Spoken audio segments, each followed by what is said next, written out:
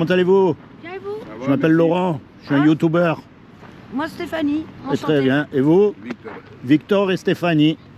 Vous êtes bien là, dites-moi, Ouais, oui, tranquille. on est au Hein. soleil, puis Et ça commence un peu à chauffer, ça fait du bien. fait du bien. Ouais. Là, on n'a pas à se plaindre. Hein. Non, c'est vrai qu'en ce moment, On n'a pas à se plaindre. ouais, il y en a assez pire.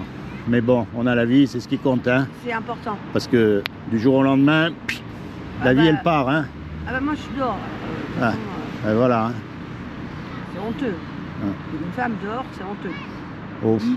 Et un homme, c'est honteux aussi. Hein. Il y a même des enfants dehors. Oui, il y a même des enfants. Ça, c'est encore pire. C'est pire. Non, mais on vit une époque de toute façon. C'est pour ça les gens ils nous disent bonne année, bonne année. Bah, alors, 2024 ça a été catastrophique. Ouais, mais ça leur donne bonne conscience. Oui. Voilà, ça leur donne bonne conscience. Même de mettre la pièce, ça donne bonne conscience, mais ça résout aucun problème. C'est vrai. Le vrai problème, il n'est pas là. Et c'est pour ça que moi, je me bats. C'est-à-dire que, vous savez, de toute façon, un jour ou l'autre, on va mourir.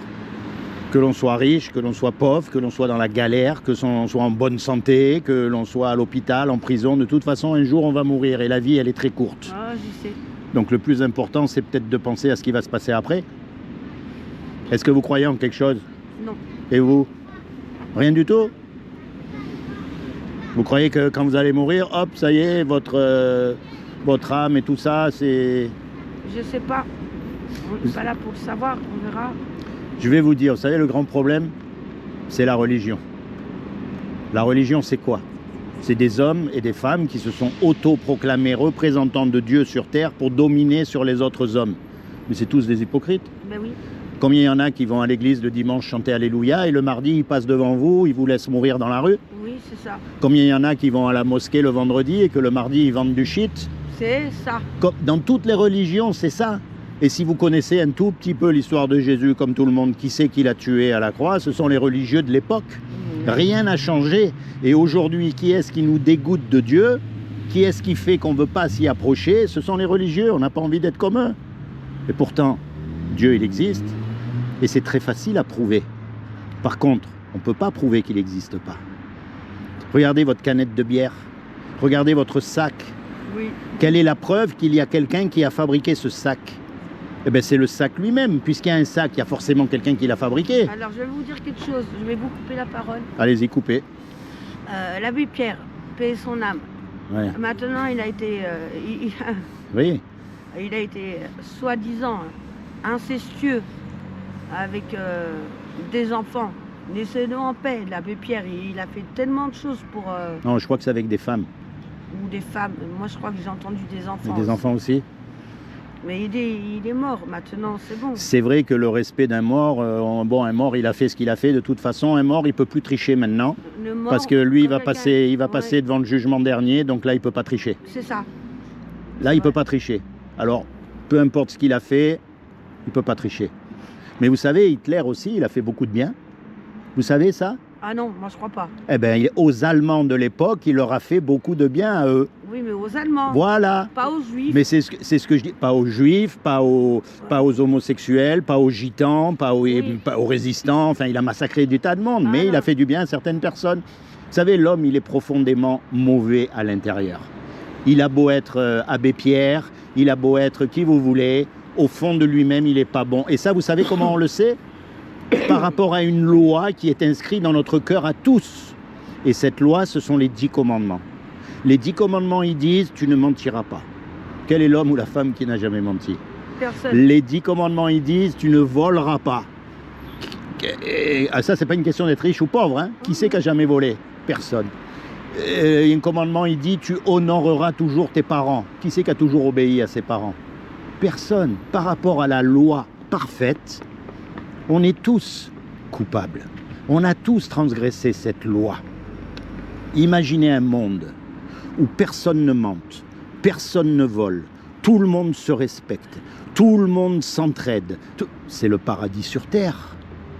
Eh bien ça, on a échoué, on a transgressé cette loi. Et c'est la raison pour laquelle on meurt. Il est écrit que la mort, c'est le salaire du péché, c'est-à-dire que Dieu considère le péché tellement sérieusement qu'il nous paye avec la mort. Mais c'est pas fini, parce qu'après la mort, Il y a le jugement dernier. Notre âme, elle ne meurt pas, c'est notre corps qui meurt. Oui.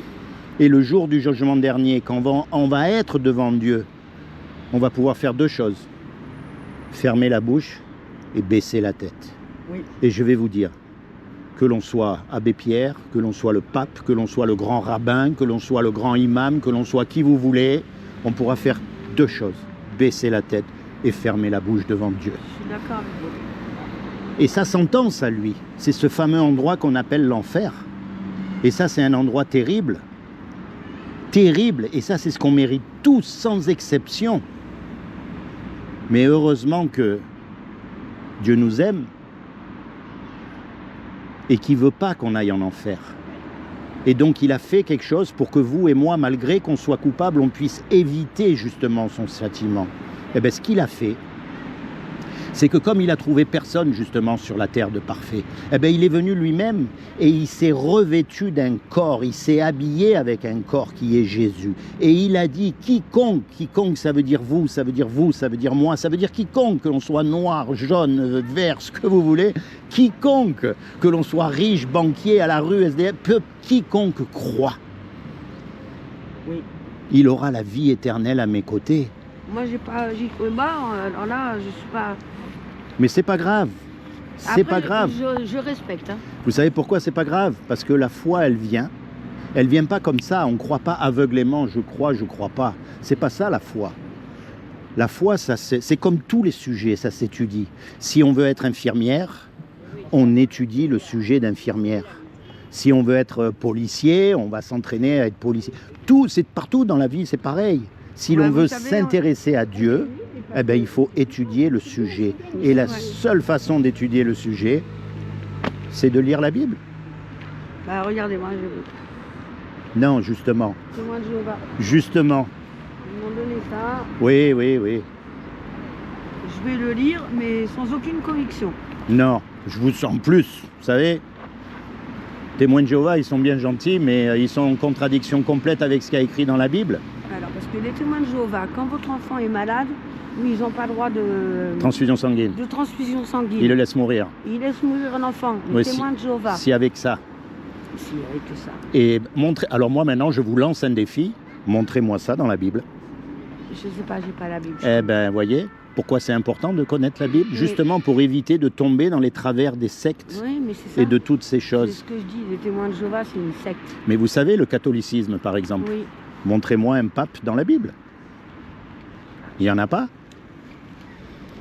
Montrez-moi qu'il faut aller faire les croisades là-bas, à Jérusalem, tuer tout le monde. Montrez-moi. Il n'y a pas. Et entre parenthèses, ils ont fait des croisades ici à Avignon aussi. Hein. Ils ont tué tous les chrétiens. Hein. Montrez-moi ça dans la Bible. Et regardez en Ukraine ce qui se passe.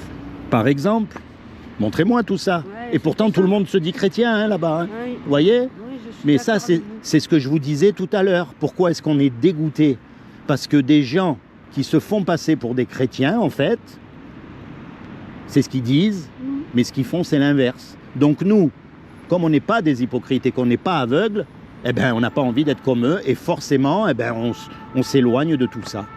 Mais une chose est sûre, c'est que quand on meurt, on va être jugé et on va être condamné. Mais Dieu ne veut pas nous condamner. Et donc, ce qu'il a fait, en fait, quand il est mort à la croix, il est mort à notre place. Il a pris sur lui toute notre condamnation. C'est comme si, par exemple, vous conduisez la voiture et vous grillez un stop. Oui. Vous avez une amende. Mais c'est moi qui paye votre amende. Vis-à-vis de la justice, vous êtes clair, l'amende, elle a été payée, le juge, il est satisfait. Oui. Mais c'est pas vous qui avez payé l'amende, c'est moi, mais c'est pas grave, vous êtes libéré. Vous voyez ce que je veux dire? Eh bien, Oui. c'est exactement ce que Jésus a fait pour vous à la croix. Et tout ce que vous avez à faire aujourd'hui, c'est pas à allumer des cierges, c'est pas à rentrer dans les ordres, c'est pas à devenir un fanatique religieux, c'est pas ça. C'est bien. Gardez la ville propre. Tout ce que vous avez à faire aujourd'hui, c'est à vous approprier ce que Jésus a fait à la croix pour vous, c'est tout. C'est-à-dire, quand vous êtes toute seule, pas comme les hypocrites, vous savez, comme je vous ai dit tout à l'heure, non, quand vous êtes tout seul dans votre coin, c'est là où vous dites, moi je sais que je vais mourir. Je sais que je vais avoir des comptes à rendre. Je ne suis pas mieux que les autres, pas pire, mais pas mieux non plus que les autres. Et voilà. Merci. Ok. Donc je choisis Jésus comme mon avocat pour le jour du jugement dernier. Et à partir de ce moment-là, vous pouvez être certaine que vous êtes sauvé. Pourquoi? Parce que ça ne dépend plus de vous, de ce que vous allez faire et de ce que vous n'allez pas faire, mais ça dépend de lui, de ce qu'il a fait. Et comme Jésus est Dieu sur terre, ben par définition, s'il est vraiment Dieu, il ne peut pas perdre. Qui c'est qui peut lutter contre lui? Personne, même pas Satan. Et vous êtes sauvés. Voyez? Oui. C'est aussi simple que ça, c'est pas une religion. C'est une prise de conscience, c'est un choix. Je veux que tu deviennes mon avocat, c'est tout. Et vous lui parlez, puisqu'il est vivant. Je suis d'accord avec vous. Un jour peut-être. Ah ben écoutez, mais vous savez, moi, faut pas prendre pour argent comptant ce que je dis. Faut chercher de tout son cœur. Monsieur, il a du mal à vous comprendre parce qu'il vient de Lituanie. Oui, mais c'est pas grave, il comprend quand même. Il comprend un peu, mais... Ouais, parlez lui, doucement. lituanien. Lituanien, exactement. Ouais. Mais en tout cas, je vais vous dire, il n'y a rien de plus important dans la vie. Et, vous savez, c'est pour ça que, si vous regardez bien, aujourd'hui, tout le monde connaît Jésus. Les témoins de Jéhovah, les catholiques, les musulmans, les mormons, même les musulmans, ils connaissent Jésus. C'est vrai, tout le monde connaît Jésus. Mais attendez, vous le voyez, vous, Jésus, dans la rue? Vous le voyez, Jésus, dans la vie de tous les jours? Oui, ben... Vous voyez ces gens appliquer leur foi, leur croyance en Jésus dans la vie? Pourquoi ils ne m'aident pas? Mais c'est ce que je vous dis. Pourquoi ils ne m'aident pas? Alors maintenant, qui ça? Jésus? Oui. Mais qui c'est qui vous dit qu'il ne vous aide pas? Bah parce que je suis dehors. C'est pour ça que c'est important de connaître Jésus. Vous savez que Jésus était SDF? Vous connaissez l'histoire de Jésus? Non. Il est écrit qu'il n'avait que les renards ont des tanières, les oiseaux ont des nids pour reposer leur tête, mais que le Fils de l'homme n'a aucun endroit. Il est né dans une étable avec les animaux parce qu'il n'y avait pas de place pour lui dans l'auberge. Ils n'en voulaient pas. Alors Marie et Joseph, ils sont allés dans l'étable. Mais l'étable, vous savez ce que c'est, les animaux? Ils font pipi dans la paille, ils font, je veux dire, c'est pas... Hein, voilà. C'est là qu'il est né. Et à partir de là, bon, il a grandi. Pendant sa jeunesse, on ne sait pas trop ce qu'il a fait. Mais ensuite, il n'avait même pas une maison pour reposer sa tête. Il était SDF. Et comment il a fini? Il a fini crucifié sur une croix. Mais à nous, on dit crucifié, mais on ne se rend pas compte de la douleur. Ah bah, j'imagine. Des tortures qu'il a souffert, cet homme, qui était tellement pur. Il était tellement pur, c'est ça, que même les gens qui l'ont torturé, il les a bénis. Il a dit, Père, pardonne-leur, ils ne savent pas ce qu'ils font. Voyez, croyez pas que vous êtes dans un mauvais endroit. Il faut bien que vous preniez conscience que cette vie, elle s'arrête. Il est écrit dans la Bible que Dieu compare ce qui nous arrive à une femme qui donne naissance à un enfant. Oui. Vous savez, au début, la grossesse, vous commencez à avoir des petites douleurs. Et puis, les douleurs, elles deviennent de plus en plus rapprochées, et de plus en plus puissantes, et de plus en plus fortes, jusqu'à ce que le bébé arrive. Et il paraît que quand le bébé arrive, la femme a oublié toutes ces douleurs. Ah oui, ça c'est sûr. Tellement la joie est grande. Eh bien, c'est ça, Dieu compare notre vie actuelle avec ce qu'on va avoir si on a fait les bons choix de l'autre côté. Vous savez, bien sûr que c'est douloureux, bien sûr que c'est difficile, bien sûr toutes ces choses, mais regardez justement à Jésus. Regardez si lui, il a roulé en papa mobile, s'il avait des gardes du corps autour de lui, s'il dormait dans des palaces. Regardez à sa vie, les gens lui ont craché dessus, ils lui ont mis une couronne d'épines sur la tête. Je sais, j'ai vu. Attendez, il aurait pu faire ça. La différence, c'est que vous pouvez pas, mais lui, il aurait pu faire ça et tout arrêter. Il n'a pas fait. Il s'est sacrifié. Eh oui, mais il nous a dit de suivre son chemin, Ouais, c'est ça, je sais. de le prendre pour exemple. Quand vous avez Jésus dans votre cœur, peu importe ce qui vous arrive, vous avez une assurance, une joie qui est incompréhensible aux yeux du monde et même aux yeux de vous-même. Vous savez, les galériens. Vous connaissez les galériens du Roi Soleil? Non. des jeunes chrétiens, 17, 18 ans, qui étaient envoyés sur les galères simplement parce qu'ils croyaient en Dieu et qui ne voulaient pas se convertir au catholicisme. Ce qu'ils ont enduré, ces jeunes. Marie Durand, la tour de Constance, une femme qui a 18 ans. Attendez, à 18 ans, on est une petite fille encore, surtout à l'époque, on est d'accord? C'était pas comme aujourd'hui. À 18 ans, elle est enfermée dans une tour parce que son frère est pasteur. Et elle avait qu'un mot à dire. Elle ne l'a jamais dit. Et elle est restée enfermée pendant 35 ans dans cette tour, à faire pipi là, dans la paille, à dormir avec les rats, à manger quand il y avait du pain dur. Et pourtant, elle avait une joie indescriptible. C'est ça la foi. Oui, monsieur. Pourquoi? Parce qu'elle savait où elle allait. Et elle savait que ce qu'elle vivait actuellement... Oui, oui, oui. Alors je vous laisse. Attendez quand même, avant de partir, moi aussi je vais vous laisser quelque chose. Comme ça vous aurez plein de littérature. Décidément. Mais un conseil, témoin de Jéhovah, vous pouvez mettre à la poubelle.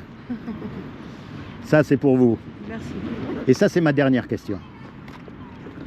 Est-ce que vous sauteriez d'un avion sans parachute? Oui. Oui, maintenant oui. Mais si vous êtes là-haut, vous ne sauteriez pas. Ah si. Et je vais vous dire, de toute façon, un jour, vous allez sauter dans la mort. Est-ce qu'il n'y aurait pas un parachute? Et est-ce que ce parachute, ça ne serait pas Jésus? Soyez bénis tous les deux. Merci, monsieur. Ok? Soyez bénis. Je demande au Seigneur qu'il vous accorde le désir de votre cœur à tous les deux, qui vous détourne du péché à tout jamais, qui se révèle à vous comme votre Seigneur et votre Sauveur, et plus que tout, qui vous permette de rentrer dans votre destinée éternelle. Soyez bénis. Merci, monsieur. Soyez bénis. Amen. Ciao, ciao.